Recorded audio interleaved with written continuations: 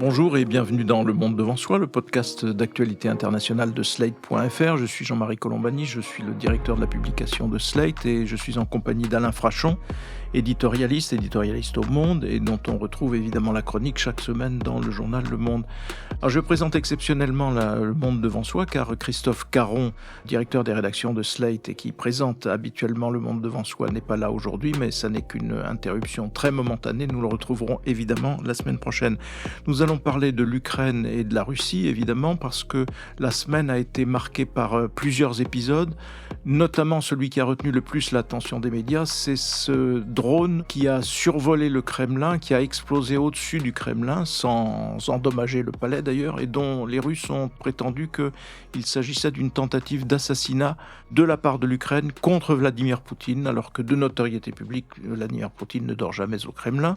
Donc, suite une série d'hypothèses sur qui pouvait être à l'origine de cet attentat, et un regain de tension au moins dans les mots, dans les promesses, puisque aussitôt, un certain nombre de dirigeants russes ont promis à Zelensky, le président de l'Ukraine, qu'il serait non seulement pourchassé, mais pourchassé pour être tué. Par ailleurs, d'autres dirigeants russes ont demandé une escalade dans l'utilisation des armements dans la guerre contre l'Ukraine.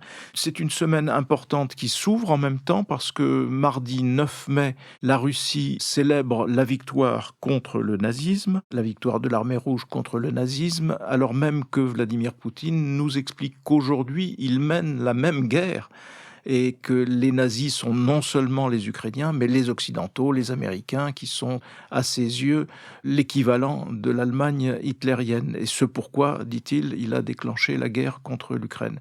Cette fois, il y aura bien un défilé à Moscou, sur la place rouge, mais il y a aussi des régions en Russie qui ont repoussé, annulé ces défilés officiellement pour des raisons de sécurité, par crainte d'attaques terroristes. Et là, c'est évidemment l'affaire du drone au-dessus du Kremlin qui permet ce type de discours. On va peut-être commencer par cela. Alain, il est très difficile d'évaluer ou d'affirmer que ce drone est parti de tel ou tel endroit, est une opération soit russe, soit d'opposants russes éventuellement, s'il en existe, capable de faire ce geste, et probablement pas de l'Ukraine et encore moins de Washington. On peut relever déjà que s'il y a une ville en Russie qui doit disposer d'un système de défense anti-aérienne extrêmement sophistiqué, c'est bien Moscou. C'est certainement Moscou. Déjà, du temps de l'Union soviétique, il y avait un accord entre les Américains et les Soviétiques sur la possibilité de protéger une ville ou deux, par exemple, c'est-à-dire avec des missiles antimissiles, sans que cela ne diminue la force de dissuasion de l'autre, la capacité de dissuasion de l'autre. Et les Soviétiques avaient déjà choisi Moscou. Donc c'est une ville dont la défense anti-aérienne est en principe hermétique. Ensuite, on peut vous relever que les images de ces deux drones, il y en a un dont on ne sait pas trop où il aboutit, l'autre qui semble avoir été abattu par un engin antimissile, en tout cas qui explose à proximité d'un dôme du Kremlin. Ces deux missiles ont été tirés depuis l'ouest. Les images sont sans doute des images de caméras de surveillance fixes et c'est très difficile d'en tirer la moindre conclusion. Les trois hypothèses que vous avez évoquées, c'est soit les Ukrainiens, ils ont démenti catégoriquement, on les imagine mal être en mesure avec un réseau clandestin à Moscou même, ou à quelques kilomètres de Moscou, on les imagine mal en train de faire décoller des drones contre le Kremlin. La deuxième hypothèse me paraît encore plus farfelue, c'est l'idée d'une sorte de conspiration à l'intérieur de la direction russe avec des gens qui auraient voulu lancer un avertissement. Personne ne parle d'une tentative d'assassinat contre Poutine, à part les déclarations officielles russes, mais même en Russie, personne n'évoque vraiment ça, parce que tout le monde sait que le président russe ne dort jamais au Kremlin, mais toujours dans sa datcha. Et d'ailleurs, qu'il passe une bonne partie de son temps, non pas à Moscou, mais qu'il gouverne depuis son palais de la mer Noire. Voilà les hypothèses. Ce qui remonte à la surface, c'est un des premiers mystères qui accompagnent l'arrivée de Vladimir Poutine au pouvoir. Et donc, c'est au tout début des années 2000, Il y a des explosions mystérieuses dans 3 immeubles de la banlieue de Moscou. Là encore, des explosions, personne ne se demande qui a pu les organiser. Il y a donc des explosions qui font pas mal de morts dans ces appartements. Et immédiatement, l'équipe de Poutine accuse des terroristes tchétchènes. Et commence alors la 2e campagne de Tchétchénie, celle qui est décidée par Vladimir Poutine, durant laquelle la ville de Grozny, la capitale, 200 000 habitants, va être rasée à peu près à 80% par l'aviation russe. Cette 2e guerre de Tchétchénie assoit le pouvoir, l'autorité de Vladimir Poutine très rapidement. Donc évidemment, on pense à ce genre de combine, on pense à ce genre de scénario.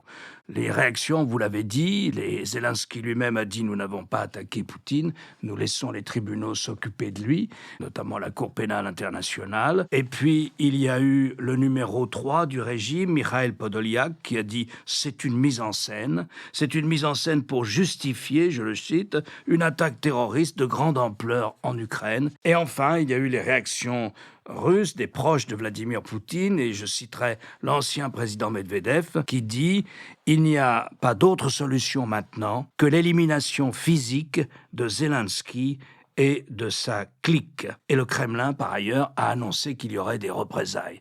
Donc voilà, on en est là. Je ne sais pas si c'est quel poids donner à cet incident dans la guerre. En tout cas, ça ressemble à en effet une manipulation qui est destinée à justifier que demain ou après-demain, des bombes tombent sur Kiev en visant les palais ou les bâtiments où sont censés se trouver les dirigeants ukrainien, puisqu'il parle de clique, donc il parle d'un groupe qui sera désormais visé, la cible. Alors, peut-être l'avait-il été d'ailleurs dès le début de la guerre, à un moment où Moscou pensait l'emporter en 48 heures, et où il pensait soit que Zelensky et les siens prendraient la fuite, soit qu'il pourrait être neutralisé, éliminé d'entrée de jeu. Donc on revient un petit peu à cette case-là.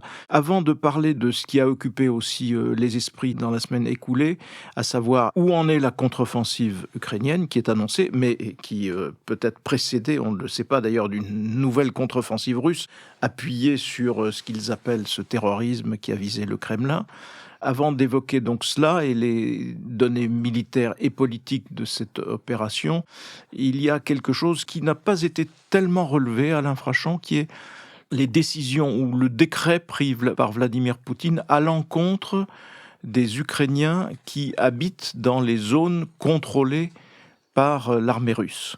Et ces Ukrainiens-là sont mis en demeure de se russifier, ou de devenir des citoyens russes, faute de quoi il peut leur arriver malheur, Alain. Voilà, c'est ce qui arrive en ce moment, c'est ce qui s'installe dans les régions qu'occupent les Russes. Vous savez que les Russes, après avoir essuyé une défaite lorsqu'ils ont essayé de s'emparer de Kiev, les Russes ont laissé entendre que leur campagne maintenant visait à contrôler 4 régions qui forment le Donbass et un peu même au-delà du Donbass, au sud, la région de Donetsk, celle de Louhansk, celle de Zaporizhzhia où il y a la grande centrale nucléaire, les centrales nucléaires, et enfin celle de Kherson au sud. C'est un peu la route d'Odessa. Ce qui représente à peu près, d'après les experts, entre 16 et 17% du territoire de l'Ukraine. Crimée comprise, un peu moins de 20%.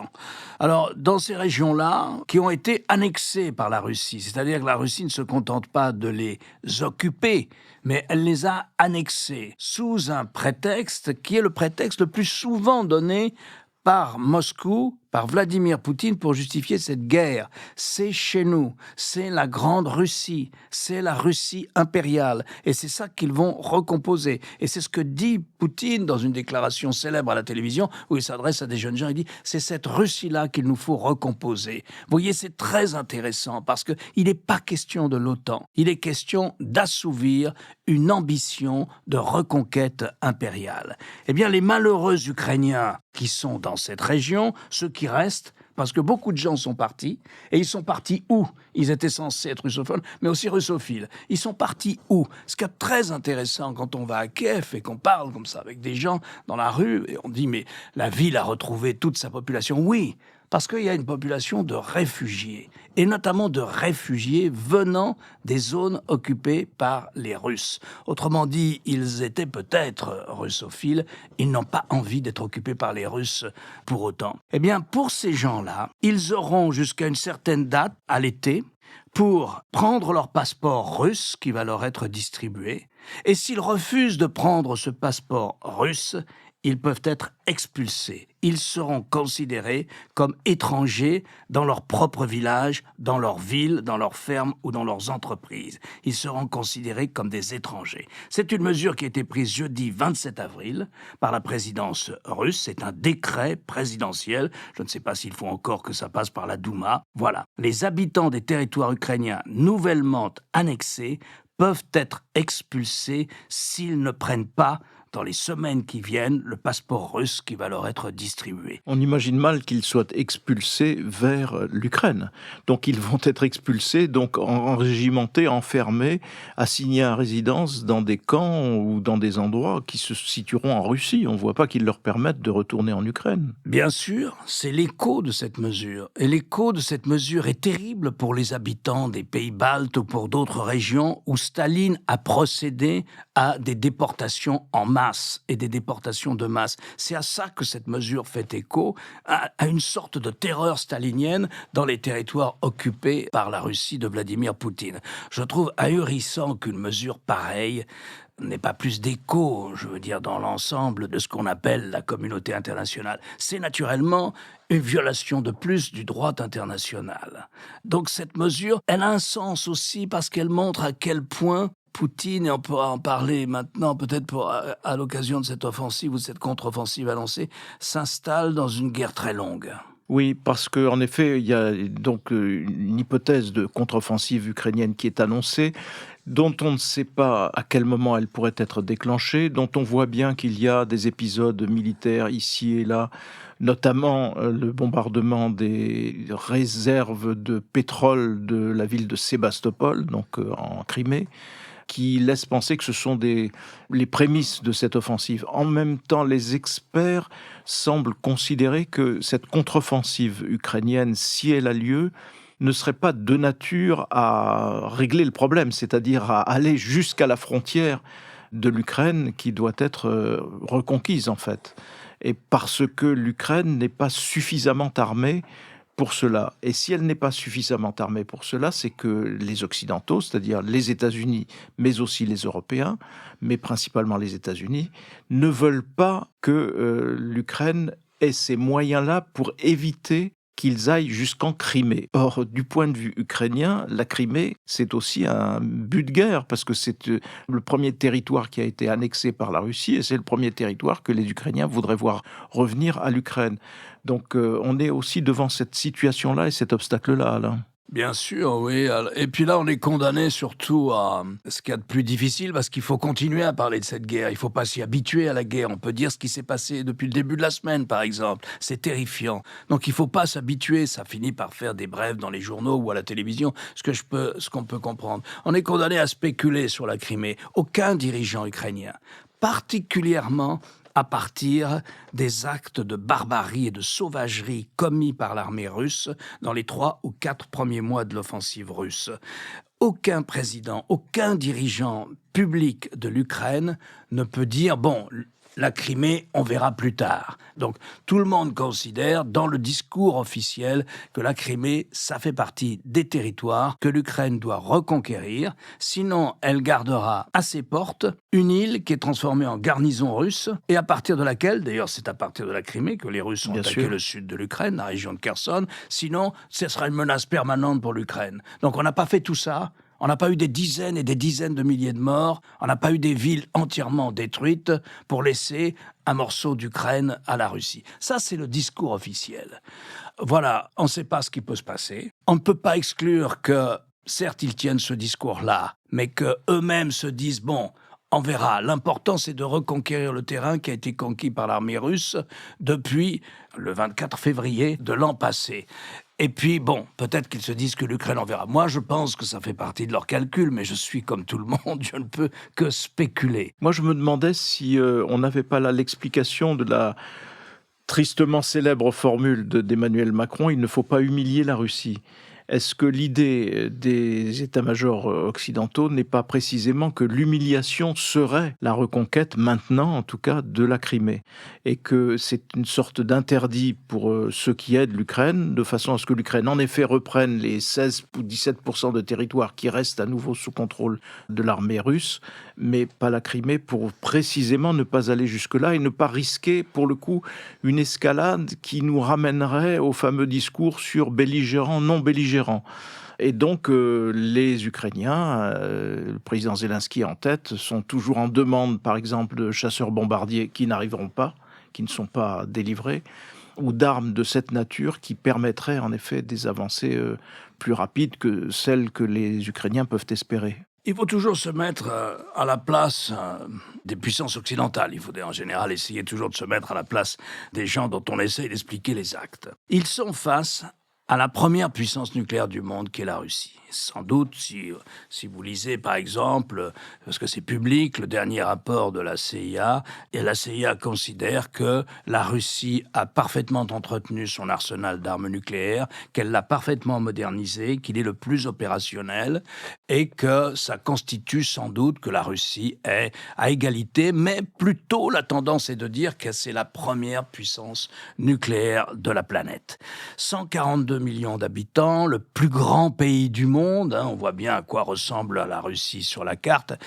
Et donc, qu'on le veuille ou non, ce sont des paramètres qui comptent. Qui gouverne la Russie? Qui peut gouverner cette puissance nucléaire? Est-ce qu'on peut, comme ça, d'un revers de la main, se dire « Bon, tant pis, on peut humilier Poutine, ça n'a pas d'importance, il n'osera jamais se servir de l'arme nucléaire, etc. » Mais dans le calcul des puissances occidentales, il y a la nécessité d'avoir en Russie un pouvoir capable de contrôler non seulement cet ensemble de territoires, qui est assez disparate d'ailleurs sur les populations, mais aussi ce gigantesque arsenal nucléaire, 1500 ogives, sur les 3 plateformes qui peuvent porter des ogives nucléaires. Donc je crois qu'on ne peut pas évacuer ça, et que ça ne me paraît pas anormal que les gens se disent « Bon, il faut faire attention, il faut qu'il y ait un pouvoir fort à Moscou, on ne sait pas qui vient après Poutine. » Voilà, tout ça, ça paraît cynique, tout ça, ça paraît déconnecté de la réalité de la guerre tous les jours.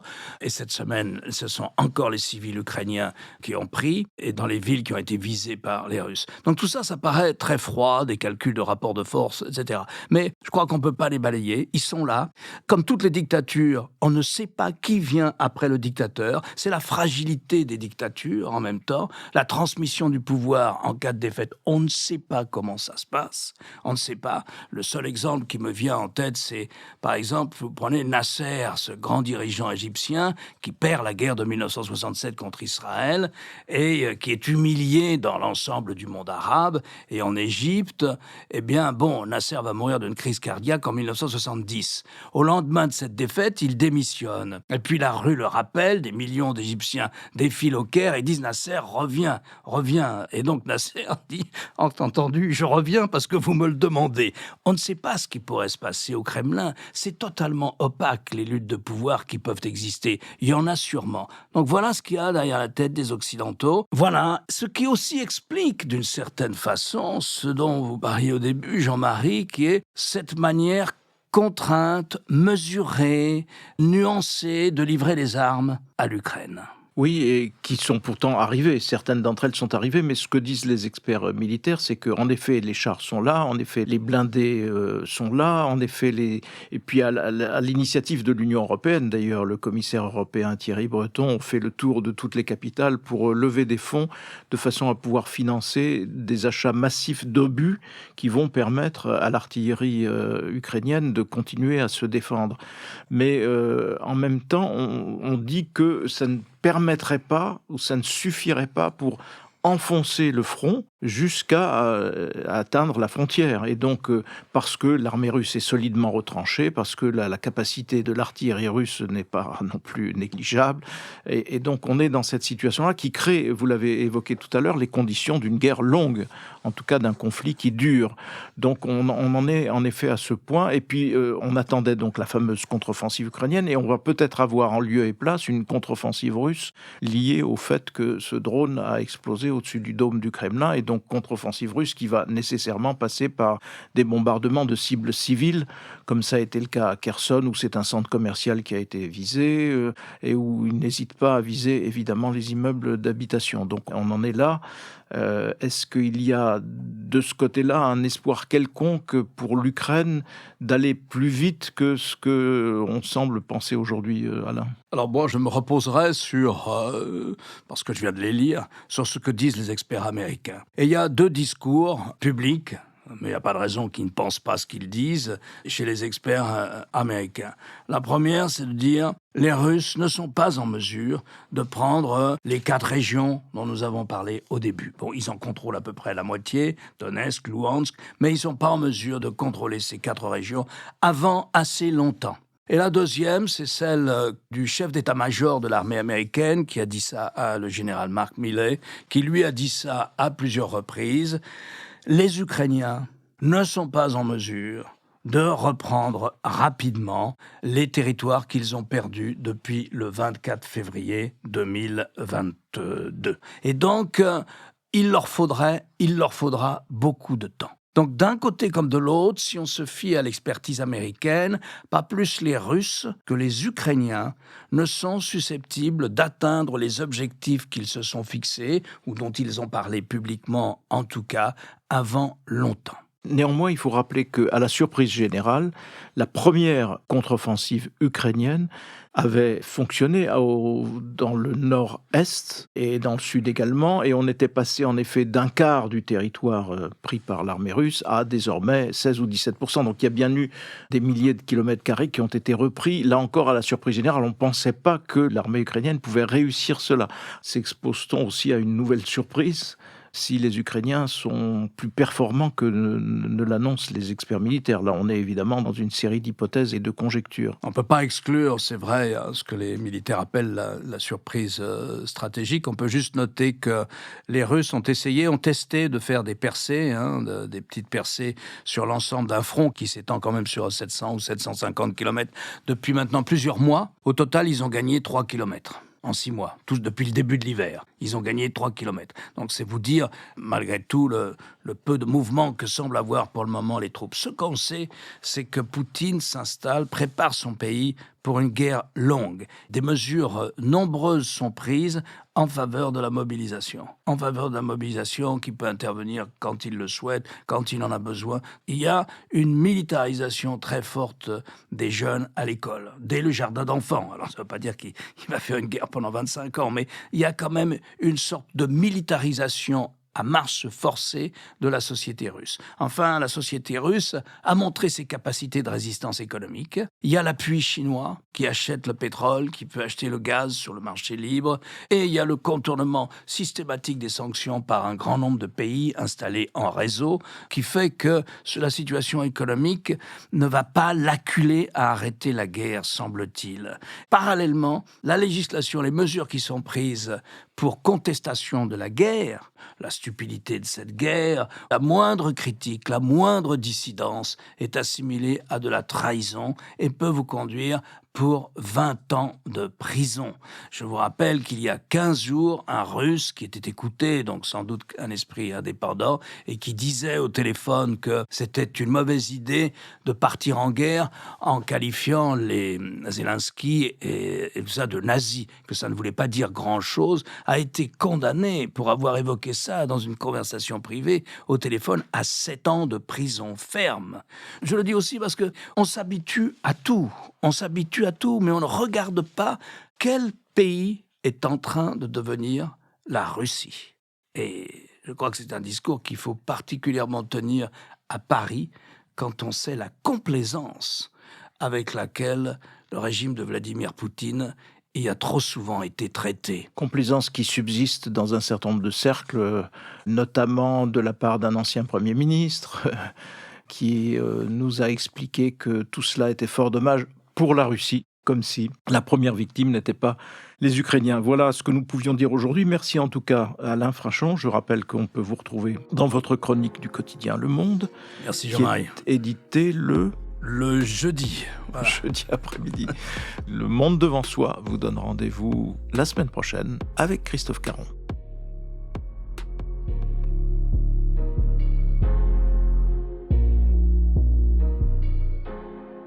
Retrouvez Le Monde Devant Soi chaque vendredi sur Slate.fr ou votre plateforme de podcast préférée.